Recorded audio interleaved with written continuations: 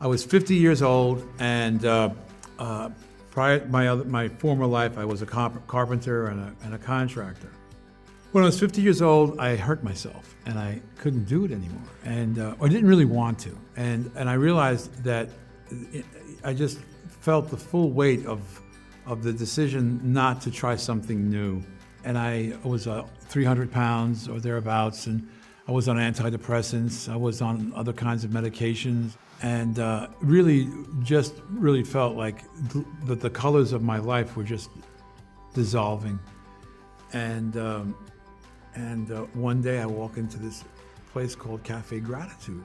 Now, in the 12-step world, gratitude is a central virtue. So I went to this place anticipating a room full of ex-junkies and alcoholics engaging in hyperbolic conversations about their life. Instead, I found a raw food vegan restaurant, right? I'm looking around, there's no stove, there's no coffee machine. The owner's son was standing there, and I said, hey man, I had to have a cup of coffee at Cafe Gratitude. I figured somebody here is in recovery. And he looks at me and he says, we're all recovering from something, aren't we? So I started frequenting the place because they look so warm and affectionate, and when you're as fat as I was, ironically, you don't feel seen. And I didn't care about the food at all, right? So like I would eat this stuff to stay, I would order something to legitimize my being there. But as soon as I left, I promptly marched to the nearest chicken and ribs place, because at 300 pounds, I figured you can't survive on leaves. That's how I felt. And this inspired these guys, because unbeknownst to me, they wanted to make a film about Cafe Gratitude.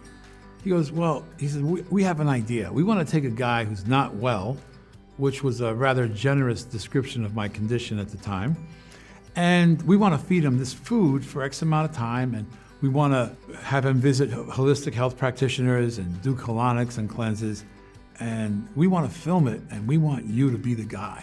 And I just completely altered my lifestyle, like overnight.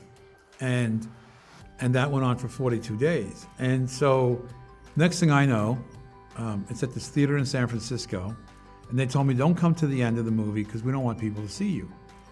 And by then I had lost all my, just dropped all the weight. I was working out all the time. I looked great. And I walk in and there's this standing ovation, like people like cheering. I'm like, I had never seen anything like it. At first I looked behind me, and then they kept looking at me. And ever since then I've been doing that. I've been on stage talking to people about the mind, body, spirit, to health and wellness. And what I've discovered is that everything that I was ashamed of, the drug addiction, the behavior behind the drug addiction, the people that I hurt, my own experience with trauma and disappointment and heartache, have all become part of a repertoire that I can draw from to communicate with people that are in those situations, because the opposite of addiction is not sobriety, it is connection. And I believe that the answer to one of the primary components to achieving not just personal health, but societal health, is developing our capacity for deeper and more meaningful relationship.